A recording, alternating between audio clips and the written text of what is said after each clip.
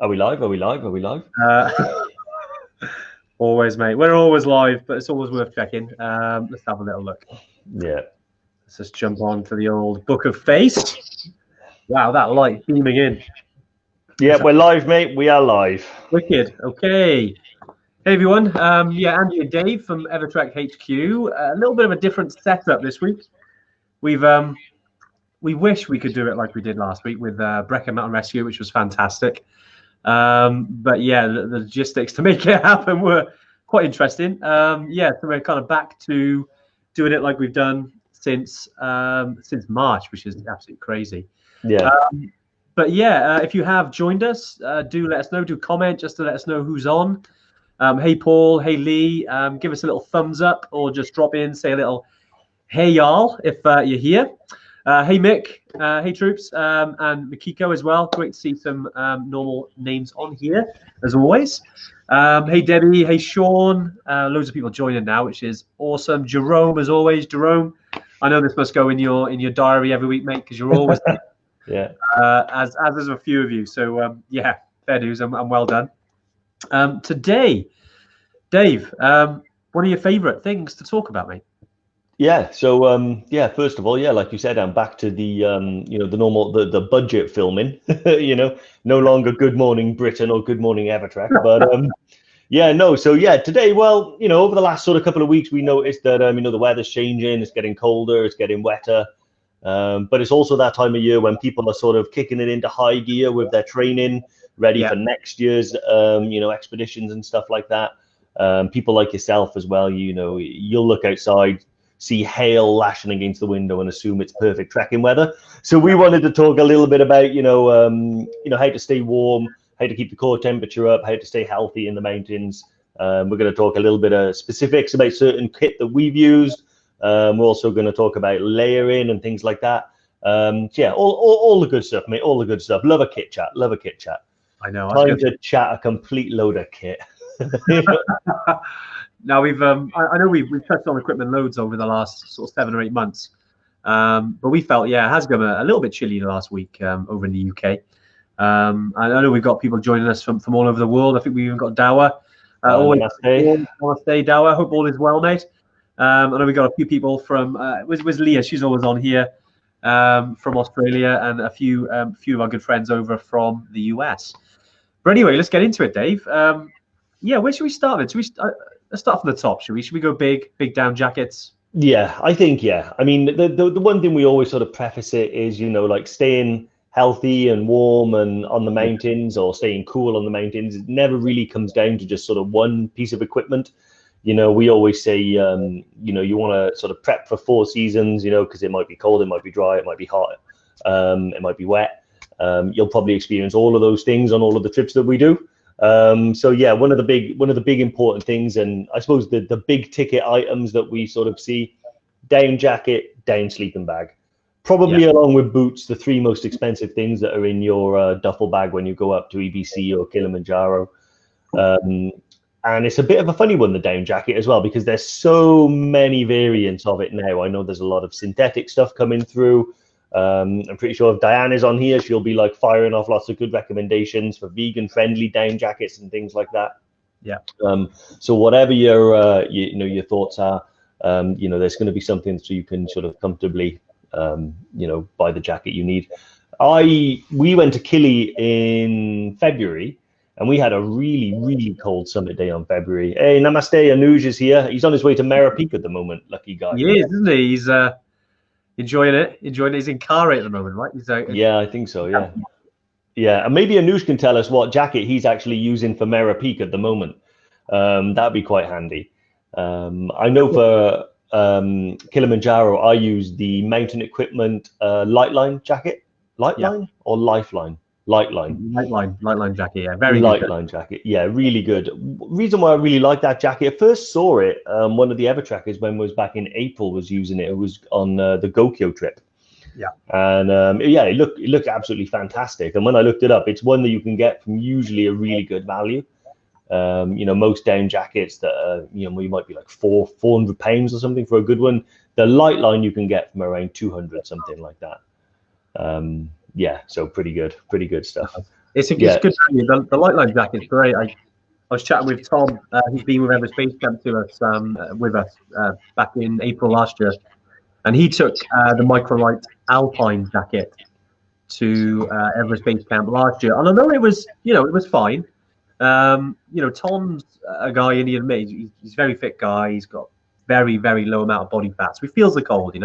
Probably more than the average Joe. The Microlight Alpine was probably a bit low for him. He needed something like the Lightline, which he's actually ordered this week. We've chatted, and he's put an order in, and he's getting that jacket because as winter's coming in.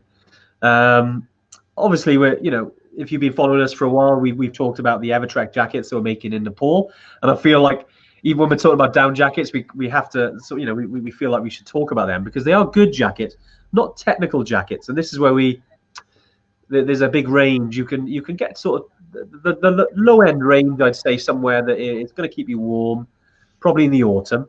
We're probably looking at maybe anything between sort of 50 to 100 pounds. On a jacket, then you're probably looking at that type of area. Then you're going to go up to sort of I call like all-rounders. An all-rounder would be the Rab Microlight Alpine, the one with the hood.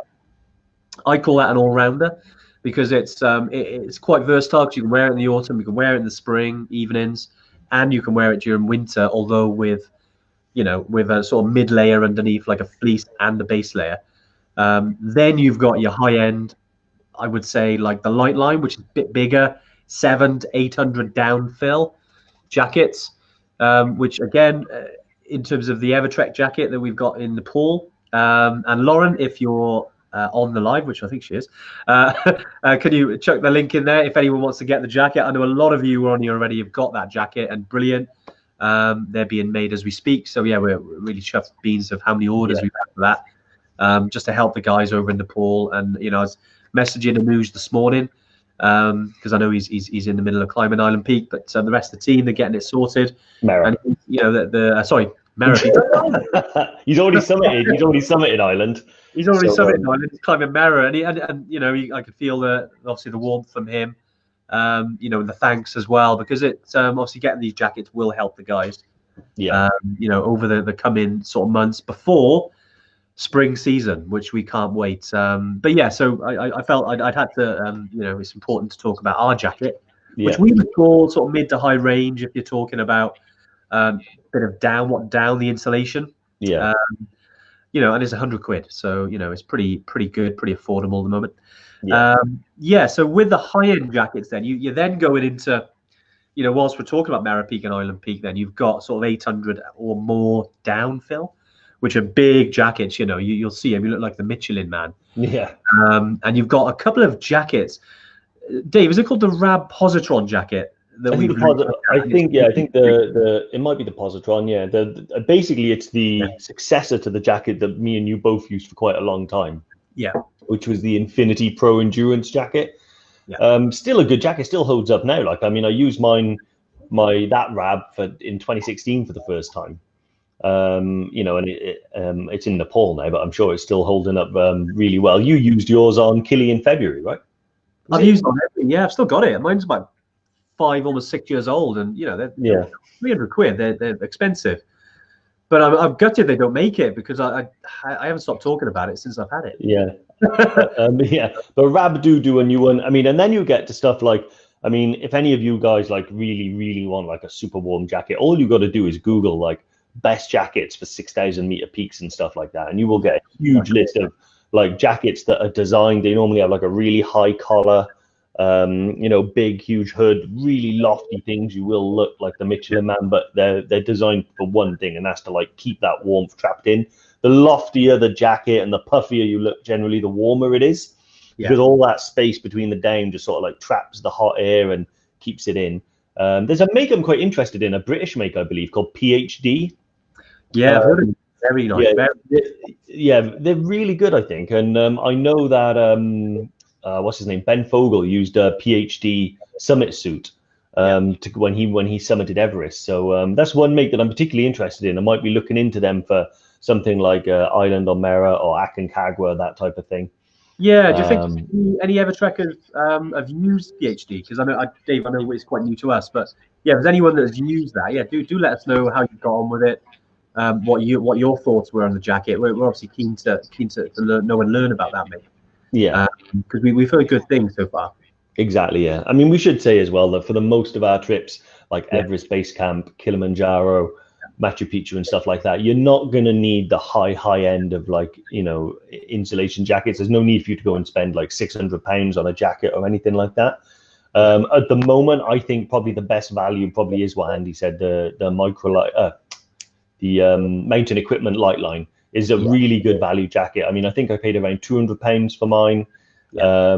It's too big to wear casually, really. You look a bit ridiculous walking around Cardiff with it. But I do think that it's a great jacket. I mean, I don't know how cold it was when me and Andy went up Killy in February, but it was definitely below, I think, -10 in the wind or something, maybe even less. I Oh, mean, with the wind chill, yeah, it was pretty. Talking about -10, and even then, it's with the wind, it doesn't matter what sort of jacket you have. Sometimes it'll still get through.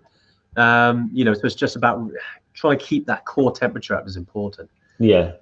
But I yeah, I mean, mean, a few questions coming through around the jackets. And Jerome, you've asked there about the some confusion around the EverTrek down jackets suitable for extreme altitude, 7,000 meters.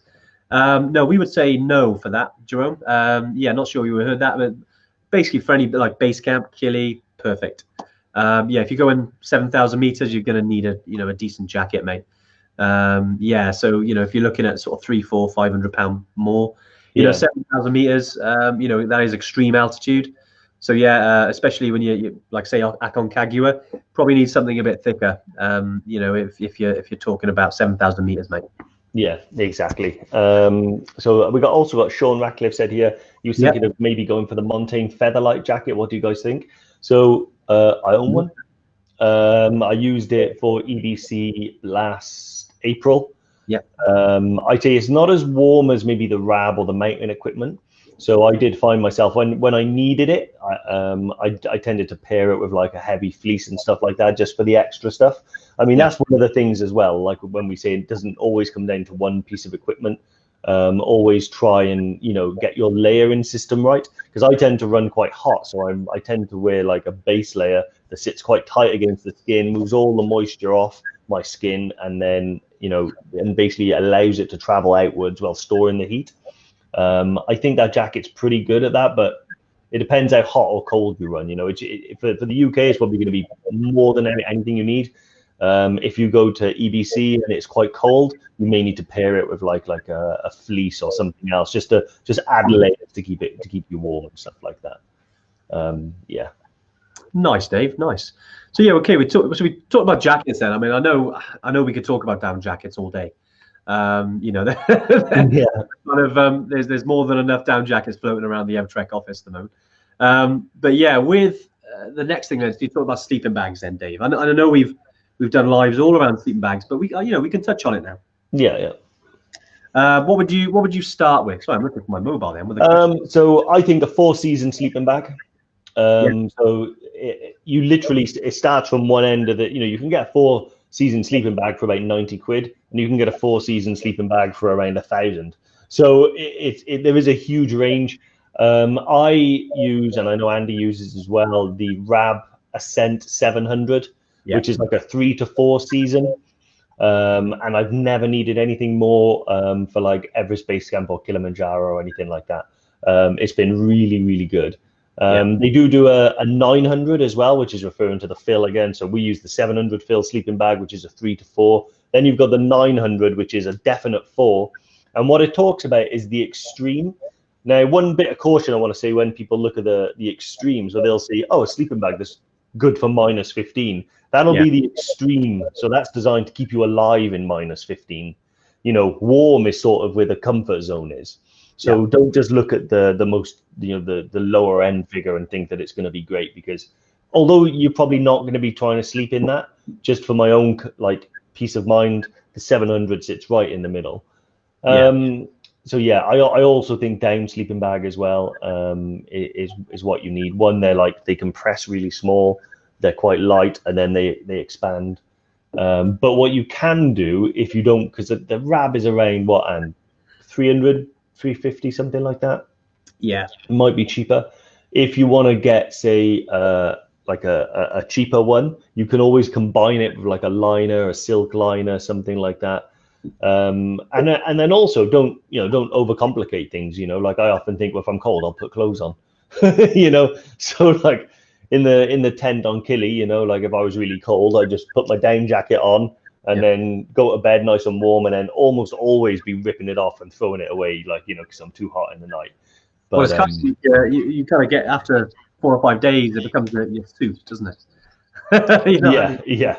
So you go to sleep in it, and you wake up in it, and you're like, all right, well, I'll have a bit of a wash, and I'll just keep going. Yeah. And after a while, it becomes that sort of suit that you wear. Yeah. It's not until you get back to sometimes. I mean, you can get a shower or two. If we're talking about Everest Base Camp now, shower or two on the way down, on the way up. Sometimes depends on the weather. It's not really heated, but when you get that first shower in Kathmandu, there's nothing quite like the amount of dirt that comes off you. Like just don't look down at your toes because you won't see them. It'll just be brown water. But I actually found Killy was that like EBC it's dusty, but it's like rocky dust, so it doesn't really, or it's ice. Where on Kilimanjaro, it's like that thin sort of brown dusty stuff that just sticks to everything. So remember me and Andy were joking like that we had like a full wash, and then by the time we got out the tent, just having to put your hand on the ground and move the flat back, black again. But that dust is like pride, like I'll never clean my rucksack. That's ingrained in Killy dust now, which is infused with it. I like it. Now there's just going through some of the comments. There's some really great just again go back to down jackets, and we're talking about that as well. Some really good recommendations. So definitely go through the comments there, because I think naturally we always talk about jackets that we use or that come recommended, but there's a lot out there. There's some really good comments on there. Was it the Rab Electron? I think that's sort of a variation of one we've used. But yeah, sleeping bags, Dave. Sorry, I know we're talking about sleeping bags. I say the ones we use as well, sort of in Nepal that you can hire, and the ones on Killy. Again, they're enough for your trip. So, if you want to save a few bob, you can just use those with a liner. Makes it nice. Yeah, they're not brand new, so don't expect them to. They're not going to smell of fresh lavender when you pick them up and stuff like that. But but they're designed to keep you warm. And after the first night, your body will smell just as bad as the bag. So just make sure that like Andy said, a line is nice, because at least then you know that you are sleeping technically inside something brand new, fresh and clean. I got an interesting comment here from Jackie Bradley. Doing EBC Goku and Island Peak in April 2022. It's an awesome April. Nice. So that's the ultimate Island Peak trip. Always suffer with cold legs and bum. Any suggestions? Cold legs and bum. Wow. First thing I would say is lined trekking trousers are probably going to be really good for you. I know Crag Hoppers and Rab do some. Crag Hoppers are probably like the best that you can get for the price. I know Andy's had a pair. I've had a pair, and they are just fleece lined. That'll make a big difference. Yeah. Other things you can do as well is like merino wool, like long johns, that type of thing. That'll just like keep the heat trapped in. Again, it all comes back to that layering. So from head to toe, you want to be thinking about layering in order to keep you warm. It's one of those things that I always like. I have the opposite problem. I run too hot. But what I find happens is that I'll be trekking, say, up to Tengboche on Namche, and it'll be like boiling hot. And then by the time I get to the top and it's sort of late in the afternoon, and I start getting cold because I've been sweating loads. So having the layer in there does make a huge difference. So the base layer's got to be tight against your skin, because that way it'll draw everything out. And always have like a wind stopper jacket or a Gore-Tex jacket or something to throw on, because your core temperature will plummet as soon as you get into the Himalayan night. I guarantee that. Yeah, 100%. Some great questions coming in as well. I know we've had a few on email, Dave. I think we're continuing the winter theme, but should we answer some of those questions as well? Yeah, why not? Let's get on it. I think Lauren posted them. We got one from Martin McCollum. Martin, great stuff. I recognise Martin's name this time. Martin won our recent competition, right? Oh yeah, that was it. Yeah, yeah. I think he. I think I actually emailed him, uh, having forgot the name of the winner. Was trying to, and then he had to reply and be like, "All right, guys. Yeah. Sorry, I actually won." So yeah, Martin, competition winner. No, it'd be great. Yeah, Martin asked a really good question, and I know we've kind of discussed this before on some of our lives, but if you missed it, Martin, it's around Lukla when you arrive about the weight limits, because we do talk about the weight limits. All of your bags, so your duffel bag and your day pack of 15 kgs, and looking at obviously the jackets, like our EverTrek jacket, for instance, sleeping bags, a couple of kgs. And the weight of our 80-liter EverTrek duffel bag, it's quite light actually. I'd say it's about a kilo, isn't it, Dave? I remember I'd because say so. Yeah. on the ground and we were measuring it, and it was just under a kilo, I think. Yeah, I think so. I'm sure we have measured it, but it's one of those things I never really focus too much on Yeah, because like we always say, they measure your kit, not you. So one of our top tips is, if you put your sleeping bag and everything in there, yeah, weigh your bag till it's around 15 kilos. But yeah, anything heavy like a camera or batteries or anything like that, just keep in your pockets and things like that. Empty water bladders, don't carry any excess water and stuff like that. But I'd say about a kilo might be about right because they are sort of waterproof ones, so they tend to be a bit thicker. They're not just like canvas bags. yeah. That's a meat on, aren't they? They're Yeah, pretty. exactly. Pretty nice. I'd say about a kilo. I'll weigh one. I'll weigh one for you, and we'll get back to you. Okay, that's what we'll do. We'll go the extra mile. Yeah. But So, Matt, I'm alive, so yeah, I did notice. Hey, Martin, nice to see you on here, mate. Dave, we've got a boot question from another Dave. okay. Dave, So yeah, Dave Clayton. Yeah. So, what is your advice for those who have like foot spread? So I'm assuming like wide feet, pinched toes, loss of nails. He's finding it difficult to get a wide boot that's also technical enough. Interesting question. First thing I recommend is you get yourself a pair of nail clippers. So my keys, see, doesn't weigh anything, nice and thin, doesn't have a blade, and then it springs open, nail clipper. That's for trekking. Yeah, because Dave's obviously feet are everywhere. He is a yeti. yeah, exactly. Yeah, and also I lost a toenail. Actually, not in trekking. It was doing the office move, wasn't it? I dropped something heavy on my foot. But yeah, so get yourself one of them to look after your feet. Looking after your feet is one of those important things. The other thing is the socks and the insoles that you use as well can make a huge difference. Yeah. So providing like a good solid support base does tend to prevent that foot from spreading and sliding and rubbing. I bought myself a set of the Super Feet Trailblazers. To be honest, they're about 40 quid, which is ludicrous for a set of insoles. But actually, having worn them, they're fantastic. So I think insoles is where you're going to start. Next is socks. How thick are they? If you're wearing like crazy thick socks, you don't really need to these days, particularly not for EBC or Tanzania. I tend to only wear a mid-weight sock with a good boot, and that tends to be fine for me. Yeah. The other thing I think with recommendations, maybe like La Sportiva, I know are really good technical boots, but they're very narrow. They tend to be, like most things Italian, sort of stylish and narrow. I think try Scarpa, they're really good. There are other, I think Millet do boots as well and stuff like that. I use Maindels, but I actually think they're quite narrow, to be fair. They are narrow because it's a really good point because all these wonderful shoes, sometimes they are a bit tight, aren't they? And I think it might be worth going to a specialist. So if you can get to a store, and I know it's challenging at the moment because of because of our good friend COVID, but if you can get someone, get measured, and you can try some in store and see if you can get a nice fit. Like Sinead's mentioned there. Hey Sinead, great to see you on as always, mate. Was it called Salawa? I always struggle with pronunciation of that one. I've seen them and they look really nice jackets. It's very similar to the Maindel Boutons. I know they've got one that looks very similar. Yeah. And, but okay, if they're wider, great. I've not used them myself, but yeah, maybe worth a shout. But I would say go and see a specialist. Yeah.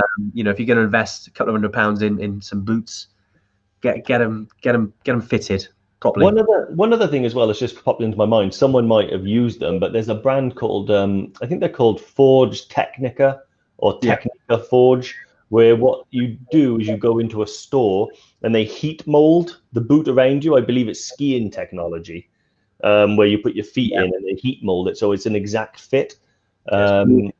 Yeah, so I think, I think if you're having real trouble, maybe look into that. I've not seen anyone use them, and I don't know anyone that's used them, but I'm imagining they're going to be pretty good. My only concern with it is obviously if you go in there and you just have your feet measured, on a normal day, and we all know that when you hike and in hot weather and stuff, your feet might swell. So does that change the fit slightly? But that might be that. Hopefully that's been a little bit insightful for you anyway. It's a good question because it must be a pain, especially with a nail lock. Yeah. It must be a problem. I think I just read Julie's comment there that she just laughed out loud at the when we talked about toenails. Yes, it's a nice thing to talk about on a lunchtime on a Tuesday, Yeah, I think I said I lost my toenail when it wasn't trekking though. It was when we were doing the office move and I dropped something, a bit of a table on my foot. What bottles we have behind me, right? Yeah, exactly. Yeah, one of them. Yeah, box of water bottles. Just going through the email questions again, just to get them, because we had quite a few this morning. How much clothing should I wear at night on the EBC trek? How cold will it get? So really good question, Sophie. I mean, Dave touched on it sort of, about 10 minutes ago when he talked about, what to wear, whilst using a sleeping bag, and depending on how cold it is, because it is dependent on you. I know some people that just sleep in their underwear because, like Dave, they run hot, don't really need too much, especially the first few days on the EBC trip, until you get above 4,000 meters, and then if you feel cold, then put something on, and I think you'll find your own sort of comfort zone, if you like, because it's not something that we say, right, do this, do that. I think you've got to find it out for yourself, and really find what works for you. And when you're on there, you'll feel, okay, I'm a bit cold, I'll put something else on. Yeah, you'll know what's right for you. 100%. I mean, I've gone from sleeping in just my pants, my underwear, going all the way to wearing my down jacket to bed in Gorakshep because it was minus 25, but that was during winter. So when you're thinking about it, do think about what time of year you're going, whether it's say February or March, or if it's sort of November, the latter part of the season in the year, then you're going to be colder than the other months. So yeah, it's worth thinking. Off the top of my head, I'm not sure when you booked into there, but regarding your month that you're going, definitely worth taking into account. But yeah, you'll work that out. In terms of how cold would it get, again, time of year can change.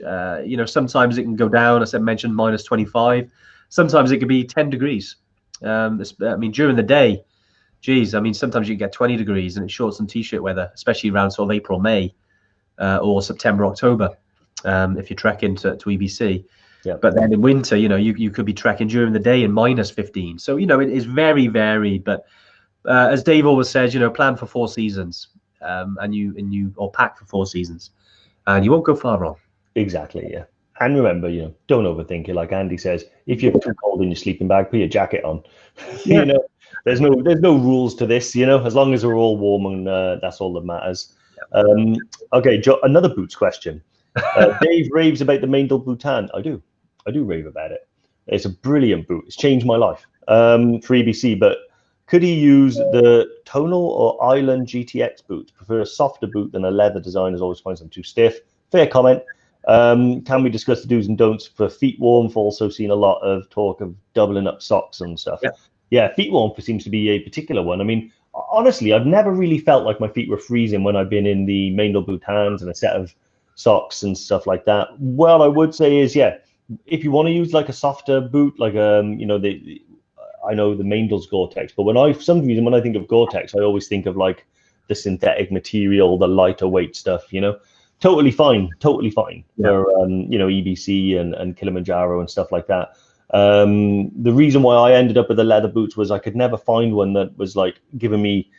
I mean, I'm nearly 40. The knees gone a bit, and I know that's not too old, but there's a lot of mileage in that time. And exactly. So yeah, the Maindel Bhutans I think give me the best support. Combined with the Trailblazer insoles, I think they're perfect. However, I have used North Face Hedgehogs. I had a pair of last Sportivas that I used. That was a mistake.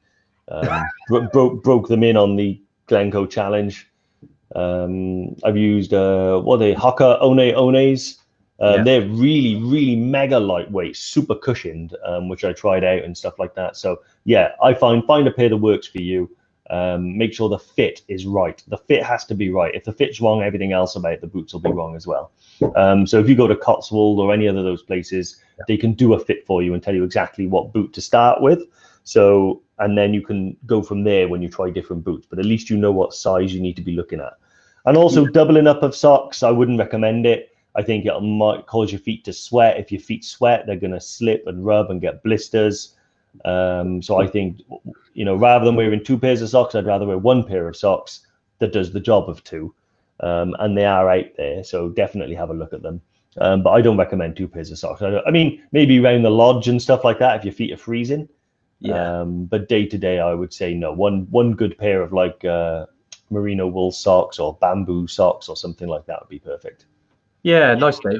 Whilst on the double socks thing, it is something I've done before, and David's right. Your feet do overheat. It does stop you from getting blisters, which is a bonus, because instead of rubbing against the boot, you're rubbing against the 2 socks are kind of rubbing against each other, so it can work. But again, it comes down to the individual. If you get cold feet, could work for you. If you're like Dave and you run hot, might not work for you. Again, it's worth of maybe trying it out. But one question we'll answer, because I feel like we're maybe kindred spirits here. Sital, you mentioned your nose is like a tap. Knew you were going to answer that. I knew it. As soon as I saw it, I was like, I know. Yeah, any advice for constant runny noses on the treks? It's so annoying. Yeah, it is. So yeah, I'm very similar to that. I broke my nose playing football when I was a teenager, and I've never had it reset. So and over the years I've had some issues, and I'm waiting for an operation on it. But constant runny nose. It's like always having a cold, and it's mad because people are like, "Oh, have you got a cold?" And I'm like, "No, it's my nose." And people sort of always ask about me, and on a trip, it can become quite annoying because you need to carry tissues or handkerchief, whatever you use. Sometimes it is to do with allergies, I've noticed. So definitely keep up to date. If you're taking any antihistamines, it can limit any allergies with dust, because especially on Everest Base Camp and Kili, and thinking back to sort of Toubkal. I mean, I'm talking about any trek now, where there's a lot of dust and you're on the trail. It can irritate your nose and it will run more. So definitely, keep up to date with antihistamines and take some. I do when I'm on a trip, just to minimize the flow. But other than I know it sounds dodgy, but all you can do sometimes is kind of deal with it and think, okay, just as long as you got tissue with you, or something to get rid of it, because it is annoying. For everyone's different. For me, it's because I've got some polyps which I'm getting removed.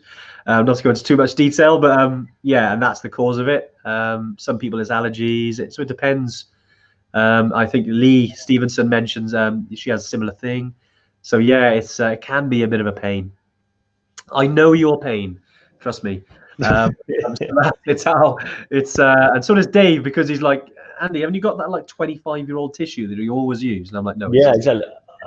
I've said to Andy, he's had a sniffle ever since I've known him. I've never known him not have a sniffle or a runny nose or anything like that. So in the cold on a mountain, you just got to try not to walk behind him. It's like, he's slipping everywhere. But no, I have seen other people suffer with it. I know it's a nightmare. I think maybe keeping your chest and face warm might make a difference. But having said that, you might just end up with a soaking wet buff. I don't know. I wish you all the best with it. Let's have a quick look. What other questions have we got? Priscilla, what sort of boots and trousers would you buy? If we're talking about stuff to keep me warm, again, I'll bring more than one type on a trek with me. So you're going to need more than 1 pair of trousers anyway. And I recommend if you're going to bring 2 or 3 pairs. Normally I have 3 pairs. So 2 pairs of sort of lightweight trekking trousers and then like a warmer pair. The ones I like using at the moment are the Montane Terra, stretch material, really comfortable, really lightweight though, which is perfect for me because they don't really, they won't keep you warm if it's cold, they just won't. But in terms of like trekking during the day and stuff, they're perfect. Yeah, they're brilliant. I used them about 2 or 3 weeks ago actually on Cadair Idris. and the Terra pants, and they're brilliant pants. I've used them on Killy as well. They're really, obviously not the thickest. So if it's cold, maybe you're looking at maybe an underlayer. But they're definitely good trousers. Yeah, sorry, Dave. Yeah, that's all right. And then for instance, I used the Montane Terra pants all the way up to sort of Kilimanjaro summit night, which is what I'll keep going back to because it was the coldest I've ever been on a trip. And then on there, I used them. I'll have to find out the make, but they were Rab, and they were wind-aligned Rab technical pants, basically. So they were like, they had a fleece lining in them and stuff like that, and a shell material. They're really warm, really comfortable. They've got vents down the sides as well, so on the way down, when it got hot, I could open the vent and let some heat out. So they're really good for that. So generally speaking, I'll bring sort of, a couple of pairs. Preparing for all 4 seasons again, I'll also have like a pair of waterproof pull-on trousers, which I actually forgot to take with me to Kilimanjaro. And do you remember the pair I got given Anne from the guide? Very well, very well. They fitted you really well. Oh, they fitted me lovely. Yeah, they fitted me lovely. As long as I didn't bend over or sneeze, they stayed on. But like, yeah, the guide borrowed some, and the guide, Yessi, who is like, the fittest guy I know, marathon runner. Probably I'm like 3 times his size and weight. So yeah, when he gave me these waterproof trousers, I couldn't bend over to pick anything up until I got down. That was a nightmare. Yeah, so important advice there is to make sure that they do fit. Yeah. And with mobility as well, make sure you can bend down and move about a bit. But nice, Dave. A couple of questions. I think Ken O'Leary's asked about what are your gut feelings of early next year? I think obviously we're talking about the trips. We kind of feel like we always talk about this on the live because it's important, and it's next year we're working towards running our trips. We're so excited to be running them. I got to be honest, because this year's been mad, not been able to run any trips since March, which has been it's been a very different year. But we're planning to right this second to go ahead. I know we've had some conversations this week. And literally over the last couple of days with all of our suppliers, Dave. I know you've been speaking to them, trying to get, working towards like what it's looking like and plans, in terms of social distancing, all the usual stuff that we have to think about now. And from us to you, we're fingers crossed that the spring will go ahead, and we can start running these trips again. So other than that, we can't really provide any more info. I'd love to. But we're ready. As soon as our trips can go ahead, then we'll be like, right, let's get out there. And I know a lot of people booking flights and looking at visas and injections and just getting that excited feeling, before a trip. And we know what that's like, because the build up to a trip is almost, I mean, from experience, is almost as important as the trip because you're getting ready for it and you're getting psyched up. So your head's in the right place. So regarding our abroad trips. We're all good to go. Regarding training weekends, again, good to go. We're really excited. I can't wait to get out and meet our EverTrekkers and do some trekking.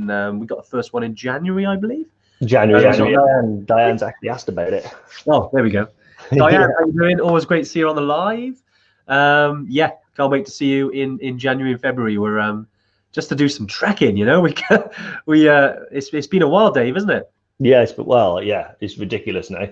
I think life is beginning to turn back to normal, but it's so up and down. You get news of a vaccine, things start to relax, things start to move up, and you're really hopeful that that's going to stick. And then it locks down again. So I don't think I don't know when I'll be able to say anything with 100% certainty ever again. But like Andy said, we're proceeding every day now. Like these trips are going to happen. We're preparing for them to happen. I'm currently in the process. I've been doing it today and this morning, speaking to all of our team in all the countries that we go to, gathering information on what it's like, what measures we're going to be using, because we want to stick to the highest standard possible to make sure that every one of you, is particularly safe. We know that there are conflicting views on what to do and what not to do. We're going to take an approach of sort of caution. Like anything, it's another part of our risk management system. We want to get you out there, get you to wherever you want to be, EBC, Summit of Killy, Machu Picchu, and get you back healthy. And then you're free to do whatever you want. But yeah, we'll be taking measures to make sure that everyone is sort of safe and healthy and remains that way on all of our trips. Training weekend, like Andy said, it's the same boat as Nepal, really. I mean, as long as the powers that be say go, then we say go. Like, trust me, I want to get out there. It is doing my nutting. Not being able to go out and meet people. Dave, I know it's mad, isn't it? You've had a COVID test this week, right? Yes, had a COVID test this week. Yeah, that was good. He is negative. Came back negative. Yeah, so I am now COVID negative. Yeah, but had to have a test. It's one of those things.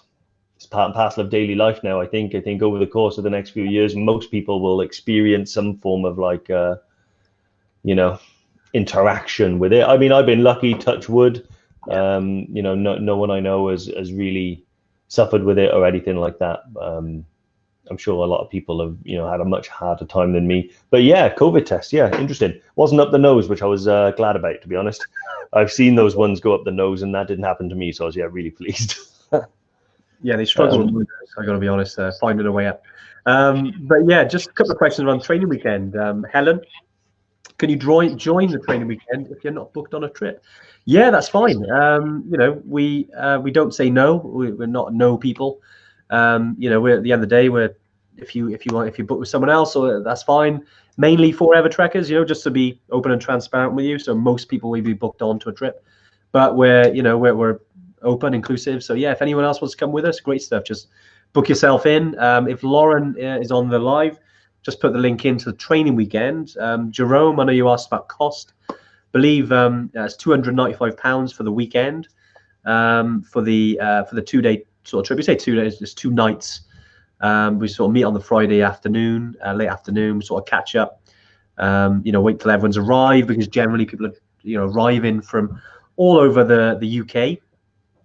They are in the Brecon Beacons, which is pretty much our sort of backyard, if you like. We've got some skills weekends in other parts of Scotland, Snowdonia, but in terms of the high altitude stuff, which is myself and Dave, and the training weekends we've run before over the last 4 years, then the training weekends are the ones we run in Brecon Beacons. And they're great weekends, and essentially we don't teach you anything that you probably don't already know, but we also show you about how EverTrek works. Obviously, you get to catch up with us, and it's like imagine this Q&A like this, but all weekend.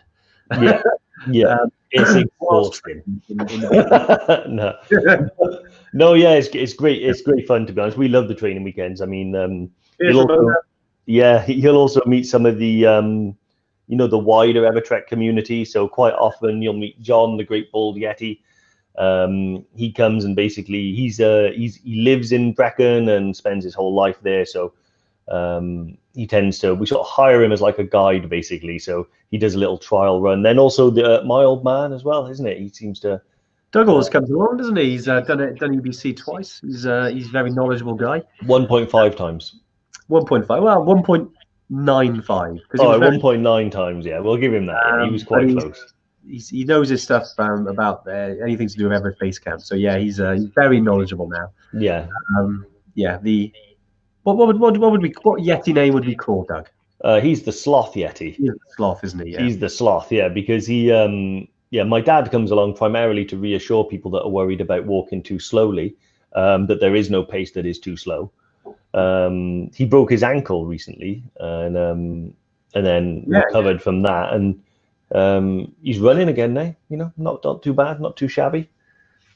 Yeah, he's very. And how old your dad? 63, 64? Oh yeah, this comes up quite a lot, doesn't it? 62, 63. I'm gonna go 63. Doug's going to tell me off now. He's like, how could you call me 64? Yeah, no, he's definitely 60. Well, John thought he was 70. Wow. Okay. Yeah. Mind you, that's no, we trekked with a gentleman, Dave, last April, 72, smashed it. Absolutely smashed it. I just saw Jerome's comment there saying he was, he'd really love to do Aconcagua, but didn't know if he'd be able to. Jerome, mate, it's all up here, my friend. If you're out and you're moving and you feel good and you do EBC and you've done Killy, why not? Why not do Aconcagua? I think you don't lose anything, from trying. You'll get out there, have an awesome time. I'm pretty certain you'll make it to the summit. And if you don't, so what? You spend an awesome time trekking in Argentina, going to Aconcagua, all that awesome stuff. Yeah, most successful mountaineers like don't start until they're around 40. Like most Everest summits are like people in their 40s. Great. I've got some more questions, guys. I know who is it? I think it's Julie Dallow mentioned around. You put the info about charity trips on the website yet? So yeah, last week we had Brecon Mountain Rescue here. So yeah, with regards to our trips, I mean it was basically around having a charity pack.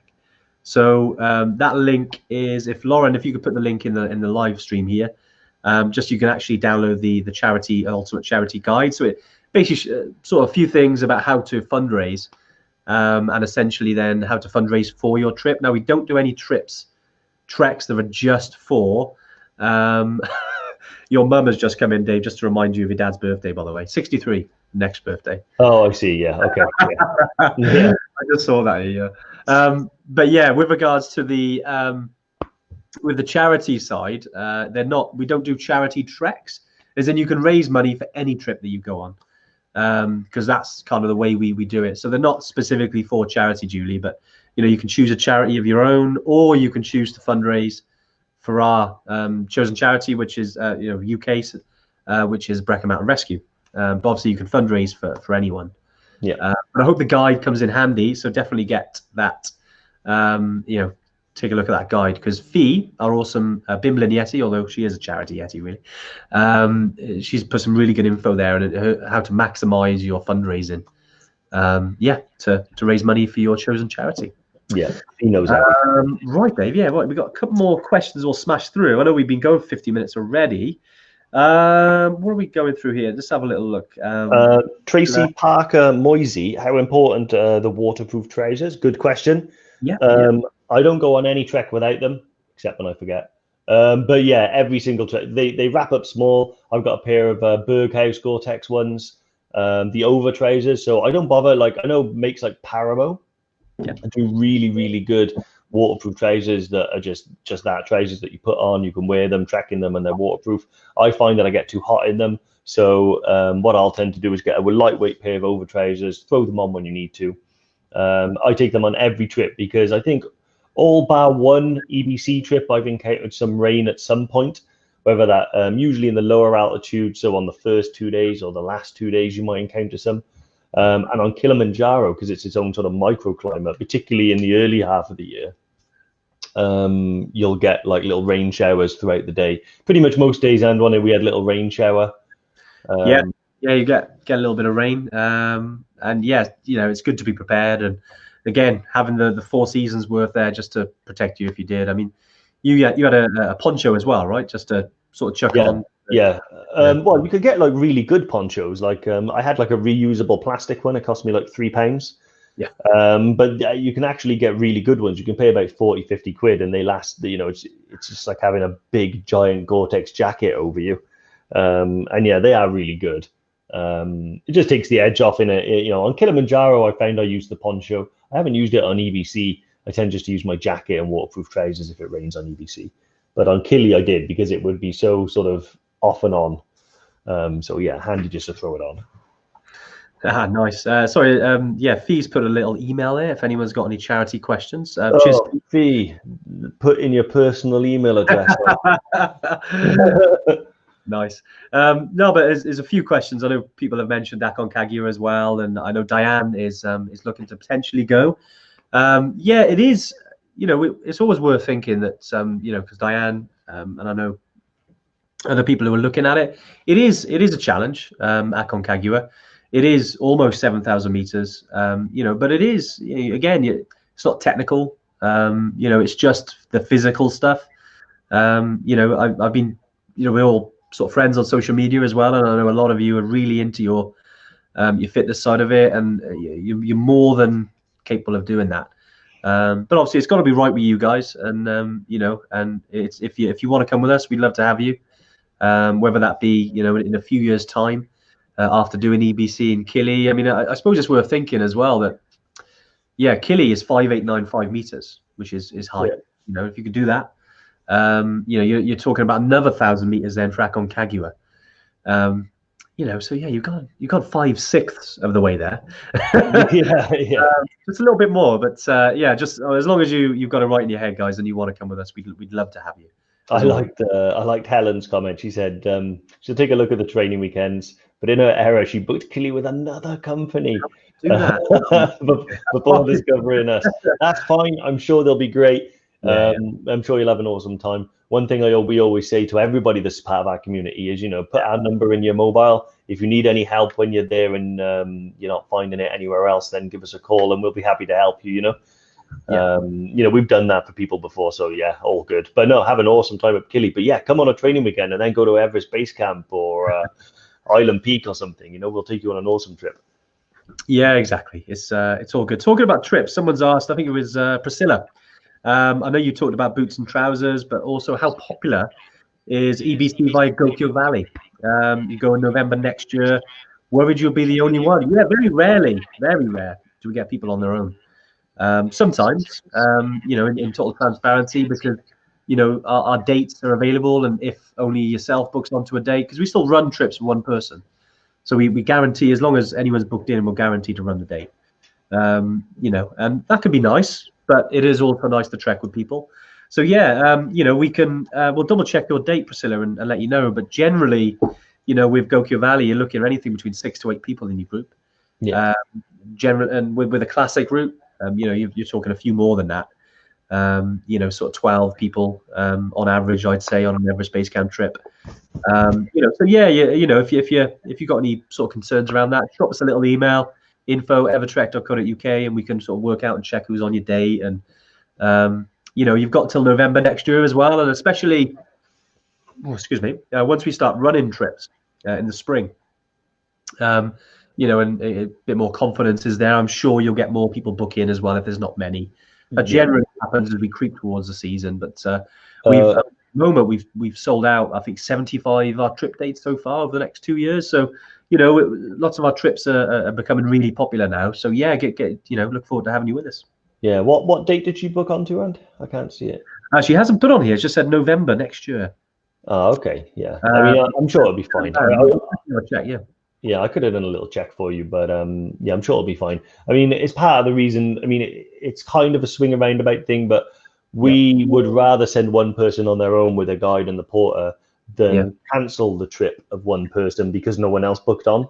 Mm-hmm. So it's about managing that. But I think you're never really on your own. That as soon as you're out in the mountains and stuff, you'll always meet other people, other trekkers and stuff. You've got the guides and things to talk to. So you won't feel lonely when you're there. But very rarely do we send one person on their own. If anything, we've got the opposite problem here. It's trying to get we've got too many people. Well, especially with we've opened up a lot of new dates with our trips now, just because of people moving, because we've had to reschedule 2 seasons we haven't done before. But it's we've managed it, and we've made sure that everyone's on a trip, and it's not going to impact their trip. So yeah, we just can't wait to run them now. Tony Oakley has asked, booked EBC November 22. You have an Osprey 26-litre day sack. Is this going to be sufficient for your day-to-day use? Yes, Tony, that's about right. We always say anything between sort of that size, anything up to say 40 litres, 45 litres. We know people like to use smaller ones, big ones, whatever works with you. But as long as you got enough space for your water, your snacks, maybe your jacket to throw on if it gets cold, your gloves, some snacks, stuff like that. 26 litres, and looking at the Osprey 26 litres, I know they're pretty good bags. They got a lot of areas you can dump stuff. So yeah, that sounds fine to me, Tony. Go for it. If it's the Stratos as well, which I think is 26 litres, I've got one and I used it on Killy. Totally fine. Okay. Yeah, nice. Totally fine. Personally, I think, Andy tends to run a bigger bag than me, don't you? You tend to have like a 30 to 40 litre type bag. I tend to be like 25 to 35. Yeah, nice size bag. And definitely we've got, again, some content out there. I know we've done a live all around day packs. So have a look at previous lives, or if it's worth it, going onto our YouTube channel. Just check because we've done a whole live just on bags. Tony, if you're looking for inspiration for other bags, or drop it in the High Altitude EverTrekkers group. If you ask what bag, excuse me, what bag people use for trips, I'm sure you get heaps of recommendations, but I'm sure that'll be fine. Yeah. Just going through, let's have a little look. Just going through here, I think Diane talked about, sorry, Dan, I think we've answered this when you asked about the training weekend going ahead. Yeah. Someone said they're tempting to do EBC and Island Peak. I think that was Lee. Lee Stevenson's on here. And you asked about you're looking to book EBC, but tempted to include Island Peak. How much more physical is it to do them together? Yeah, I'd say if you do an Island Peak or the Ultimate Island Peak route via Goku Valley, it's probably one of the hardest routes we do. So we want to be upfront with that. It's compared to just doing Everest Base Camp, it is more difficult. Yeah.